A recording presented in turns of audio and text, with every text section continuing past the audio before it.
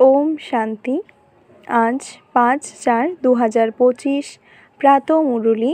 ওম শান্তি। বাপদাদা মধুবন। বাবা আজ মুরলীতে বলেছেন, মিষ্টি বাচ্চারা, তোমাদেরকে এখন নাম রূপের ব্যাধি থেকে সুরক্ষিত থাকতে হবে। কোনো উল্টাপাল্টা কর্মের হিসাব তৈরি না করে কেবল বাবাকে স্মরণ করতে হবে। আজকের প্রশ্নে বাবা বলেছেন, ভাগ্যবান বাচ্চারা বিশেষ কোন পুরুষার্থের দ্বারা নিজের ভাগ্য তৈরি করে? উত্তরে বাবা বলেন, ভাগ্যবান বাচ্চারা সবাইকে সুখী করার পুরুষার্থ করে।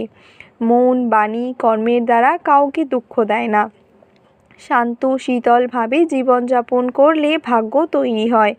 এটা হলো তোমাদের স্টুডেন্ট লাইফ। তাই আর অবরোধ না থেকে অসীম খুশিতে থাকতে হবে। আজকের গীত, তুমি তো মাতা পিতা। ওম শান্তি। বাচ্চারা সবাই মুরলি শোনে। যেখানে যেখানে মুরলি যায় তারা সবাই জানে যে ভক্তিতে যার এত গুণগান করা হয় তিনি কোনো সাকার রূপধারী নন। এগুলো সব নিরাকারের মহিমা। এখন সাকারের দ্বারা নিরাকার সম্মুখে উপস্থিত হয়ে মুরলি শোনাচ্ছেন। এটাও বলা যাবে যে আমরা আত্মারা এখন তাকে দেখছি। আত্মা অতি সূক্ষ্ম, যা এই চোখ দিয়ে দেখা যায় না। ভক্তিমার্গেও মানুষ জানে যে আত্মা অতি সূক্ষ্ম, কিন্তু আত্মা আসলে কেমন সেটা সম্বন্ধে সম্পূর্ণ জ্ঞান থাকে না। হয়তো পরমাত্মাকে স্মরণ করে, কিন্তু তিনি আসলে কেমন দুনিয়ার মানুষ এগুলো জানে না। আগে তোমরাও জানতে না। এখন তোমরা বাচ্চারা নিশ্চিন্তভাবে জেনেছ যে ইনি তো লৌকিক টিচার বা আত্মীয় নন। দুনিয়ায় যেমন অন্যান্য মানুষ আছে, সেই রকম এই ঠাকুর দাদাও একজন ছিলেন। তোমরা যখন তুমি আমার মাতা পিতা বলে তার মহিমা করতে, তখন তোমরা ভাবতে তিনি হয়তো ওপরে রয়েছেন। বাবা এখন বলছেন, আমি এনার মধ্যে প্রবেশ করেছি, সেই আমি এনার মধ্যে আছি। আগে তো কত ভালোবেসে গুণগান করতে, আবার ভয়ও পেতে। এখন তিনি এই শরীরের মধ্যে এসেছেন, যিনি নিরাকার ছিলেন। তিনি এখন সাকারে এসেছেন। তিনি এখন বসে থেকে বাচ্চাদেরকে শিক্ষা দিচ্ছেন। দুনিয়ার মানুষ তো জানেই না যে তিনি কিসের শিক্ষা দেন। ওরা তো শ্রীকৃষ্ণকেই গীতার ভগবান বলে মনে করে, বলে যে সে নাকি রাজযোগ শিখিয়েছেন। আচ্ছা, তাহলে বাবা কি করেছিলেন? হয়তো তোমরা গান করতে তুমি আমার মাতা পিতা, কিন্তু তার কাছ থেকে কি পাওয়া যায় আর কখন পাওয়া যায় সেই সব কিছুই জানতে না। গীতা শোনার সময়ে তোমরা মনে করতে যে কৃষ্ণের কাছ থেকে রাজযোগ শিখেছিলাম, এবং এটাও ভাবতে যে তিনি কবে আবার এসে শেখাবেন। যেহেতু এখন এটা পুনরায় সেই মহাভারতের যুদ্ধের সময়, তাই কৃষ্ণও নিশ্চয় থাকবে। নিশ্চয়ই সেই হিস্ট্রি, জিওগ্রাফি পুনরাবৃত্তি হবে। দিনে দিনে তোমরা আরও ভালোভাবে বুঝতে পারবে। গীতার ভগবান তো অবশ্যই থাকবেন। সেই মহাভারতের যুদ্ধই এখন দেখতে পাওয়া যাচ্ছে। এই দুনিয়ার বিনাশ তো অবশ্যই হবে। দেখানো হয়েছে পাণ্ডবরা পাহাড়ে গিয়ে গলে গেছিল। আজকাল দুনিয়ার মানুষও বুঝতে পারছে যে বিনাশ অতি নিকটে। কিন্তু কৃষ্ণ এখন কোথায়? যতক্ষণ না পর্যন্ত তোমাদের কাছ থেকে শুনবে যে গীতার ভগবান কৃষ্ণ নয় শিব, ততক্ষণ ওরা তো খুঁজতেই থাকবে। তোমাদের বুদ্ধিতে এই বিষয়টা পাকাপাকিভাবে রয়েছে। তোমরা কখনো এটা ভুলবে না। যে কোনো ব্যক্তিকেই তোমরা বোঝাতে পারো যে গীতার ভগবান কৃষ্ণ নয় শিব। এটা তোমরা বাচ্চারা ছাড়া দুনিয়ার আর কেউই বলবে না। যেহেতু গীতার ভগবান রাজযোগ শেখাচ্ছেন, তাই এটা থেকে প্রমাণিত হয় যে তিনি নর থেকে নারায়ণ বানাতেন। তোমরা বাচ্চারা জানো যে স্বয়ং ভগবান আমাদেরকে পড়াচ্ছেন। সেই রকমই নর থেকে নারায়ণ বানাচ্ছেন। স্বর্গে তো এই লক্ষ্মী নারায়ণের রাজত্ব ছিল, তাই না? এখন তো সেই স্বর্গও নেই, সেই নারায়ণও নেই, আর সেই দেবতারাও নেই। ছবি দেখে বোঝা যায় যে নিশ্চয়ই আগে কখনো ছিলেন। তোমরা এখন বুঝেছো যে কত বছর আগে এনারা ছিলেন। তোমরা সঠিকভাবে জেনেছো যে আজ থেকে 5000 বছর আগে এনাদের রাজত্ব ছিল। এখন তো অন্তিম সময় উপস্থিত, শীঘ্রই লড়াই লাগবে। তোমরা জানো যে স্বয়ং বাবা আমাদেরকে পড়াচ্ছেন। তোমরা সবাই সেন্টারে পড়াশোনা করো, আবার অন্যদেরকেও পড়াও। এটা পড়ানোর খুব ভালো পদ্ধতি। ছবির দ্বারা ভালোভাবে বোঝা যায়। আসল কথা হলো গীতার ভগবান কৃষ্ণ নাকি শিব। দুজনের মধ্যে তো অনেক পার্থক্য রয়েছে। সদ্গতি দাতা, স্বর্গের স্থাপক এবং পুনরায় আদি সনাতন দেবী দেবতা ধর্মের প্রবর্তন কে, শিব নাকি কৃষ্ণ? এই তিনটে মুখ্য বিষয়ের ওপরেই মামলা। এই বিষয়গুলির ওপরেই বাবা জোর দেন। হয়তো অনেকেই নিজের মতামত লিখে দেয় যে এগুলো খুব ভালো বিষয়, কিন্তু তাতে কোনো লাভ নেই। তোমাদেরকে এই মুখ্য বিষয়গুলির ওপরেই জোর দিতে হবে। এতেই তোমাদের জয় হবে। তোমরা প্রমাণ করো, বোঝাও যে ভগবান তো অবশ্যই এক। এমন তো হওয়া সম্ভব নয় যে গীতা পাঠ করে শোনায় সেই ভগবান। এই রাজযোগ আর জ্ঞানের দ্বারা ভগবান দেবী দেবতা ধর্ম স্থাপন করেছিলেন। বাবা বোঝাচ্ছেন, বাচ্চাদের সাথে মায়ার যুদ্ধ হতেই থাকে। এখনও কেউই কর্মাতীত অবস্থা প্রাপ্ত করেনি। পুরুষার্থ করতে করতে অন্তিমে তোমরা কেবল বাবার স্মরণে থেকে হাসি খুশি থাকবে। একটিও ঝিমুনি ভাব থাকবে না। এখন তো মাথার ওপর অনেক পাপের বোঝা রয়েছে, সেগুলো তো স্মরণের দ্বারাই নামবে। বাবা পুরুষার্থ করার পদ্ধতিও বলে দিয়েছেন। স্মরণের দ্বারাই পাপ নাশ হয়। অনেক বুদ্ধু আছে যারা স্মরণে থাকে না বলে নামরূপে ফেসে যায়। তখন হাসি মুখে কাউকে জ্ঞান বোঝানোটাও কঠিন হয়ে যায়। হয়তো আজকে বোঝালো, কিন্তু কালকেই আবার দম বন্ধ হয়ে যাওয়ার জন্য খুশি চলে যায়। বুঝতে হবে যে মায়া যুদ্ধ করার চেষ্টা করছে, তাই বাবাকে স্মরণ করার পুরুষার্থ করতে হবে। এছাড়া কোনো কান্নাকাটি, মারধর কিংবা নাজেহাল হওয়ার ব্যাপার নেই।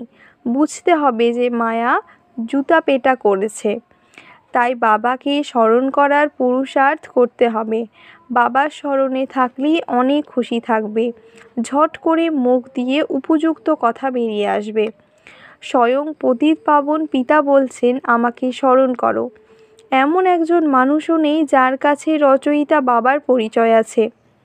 মানুষ হয়ে যদি বাবাকেই না জানলো, তবে তো জন্তুর থেকেও অধম হয়ে গেল। গীতাতেই তো কৃষ্ণের নাম যুক্ত করে দিয়েছে। তাই বাবাকে কিভাবে স্মরণ করবে, এটা খুব বড় ভুল।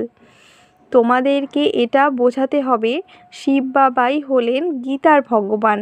তিনি উত্তরাধিকার দেন। তিনি হলেন মুক্তি এবং জীবন মুক্তির দাতা। এই কথাগুলো অন্যান্য ধর্মাবলম্বীদের বুদ্ধিতে ধারণ হয় না। ওরা তো হিসাবপত্র মিটিয়ে ফেরত চলে যাবে। অন্তিমে যদি সামান্য পরিচয়ও পায়, তবুও তারা নিজের ধর্মেই যাবে। তোমাদেরকে বাবা বোঝাচ্ছেন যে তোমরা দেবতা ছিলে এবং এখন বাবাকে স্মরণ করার ফলে পুনরায় দেবতা হয়ে যাবে। তা সত্ত্বেও উল্টোপাল্টা কাজ কর্ম হয়ে যায়। পত্রতে বাবাকে লিখে যে আজ আমার অবস্থা একেবারে নিস্তেজ ছিল, বাবাকে স্মরণ করা হয়নি। স্মরণ না করলে তো অবশ্যই ঝিমিয়ে থাকবে। এটা তো মৃত মানুষের দুনিয়া, এখানে সকলেই মৃত। এখন তোমরা বাবার বাচ্চা হয়েছ, তাই বাবার নির্দেশ হলো আমাকেই স্মরণ করলেই বিকর্ম বিনাশ হবে। এটা তো পুরাতন তমপ্রধান শরীর, অন্তিম পর্যন্ত কিছু না কিছু তো হতেই থাকবে। যতক্ষণ না পর্যন্ত বাবার স্মরণে থেকে কর্মাতীত অবস্থা প্রাপ্ত করছো, ততক্ষণ মায়া হেলাতে থাকবে, কাউকে ছাড়বে না। বিচার করে দেখতে হবে যে মায়া কিভাবে ধাক্কা দিচ্ছে। কখনোই এটা ভুলে যাওয়া যাবে না যে স্বয়ং ভগবান আমাদেরকে পড়াচ্ছেন। আত্মা বলে, বাবা হলেন আমার প্রাণের থেকেও প্রিয়। তাহলে এই রকম বাবাকে তুমি ভুলে যাও কেন? বাবা তো দান করার জন্য ধন সম্পত্তি দিচ্ছেন। প্রদর্শনী কিংবা মেলাতে তোমরা অনেকজনকে দান করতে পারো। নিজে থেকেই আন্তরিক ইচ্ছা নিয়ে যেতে হবে। এখন তো গিয়ে বোঝানোর জন্য বাবাকে উৎসাহ উদ্দীপনার সঞ্চার করতে হয়। যারা ভালোভাবে বুঝেছে ওখানে তাদেরকেই প্রয়োজন। দেহ অভিমানের তীর তো কার্যকারী হবে না। অনেক রকমের তরোয়াল লাগে। তোমাদের যোগরূপী তলোয়াল খুব ধারালো হতে হবে। প্রবল আগ্রহ নিয়ে সার্ভিস করতে হবে। বিভিন্ন জায়গায় গিয়ে অনেকের কল্যাণ করব। এত বেশি বাবাকে স্মরণ করার অভ্যাস করতে হবে যাতে অন্তিমে কেবল বাবা ছাড়া আর কারোর কথা মনে না আসে। তাহলেই তোমরা রাজত্বের অধিকারী হবে। অন্তিম সময়ে যে বাবাকে আর নারায়ণকে স্মরণ করবে, বাবা এবং নারায়ণ অর্থাৎ উত্তরাধিকারকে স্মরণ করবে। কিন্তু মায়াও কম নয়, অনেক বাচ্চাই কাঁচা থেকে যায়। যখন কারোর নামরূপে ফেঁসে যায় তখনই উল্টো পাল্টা কর্মের হিসাব তৈরি হয়। একে অন্যকে ব্যক্তিগতভাবে চিঠি লেখে। দেহধারীর সঙ্গে ভালোবাসা হলেই উল্টো পাল্টা কর্মের হিসাব তৈরি হয়। বাবার কাছে খবর তো আসে, উল্টো পাল্টা কাজ করার পর বলে বাবা এই রকম হয়ে গেছে, কিন্তু উল্টো পাল্টা কর্মের হিসাব তো তৈরি হয়েই গেল, তাই না? এটা তো পতিত শরীর, এটাকে স্মরণ করছো কেন? বাবা বলছেন আমাকে স্মরণ করলে সর্বদা খুশিতে থাকবে। আজকে হয়তো খুশি আছো, কিন্তু কাল কি আবার দুঃখী হয়ে যাবে?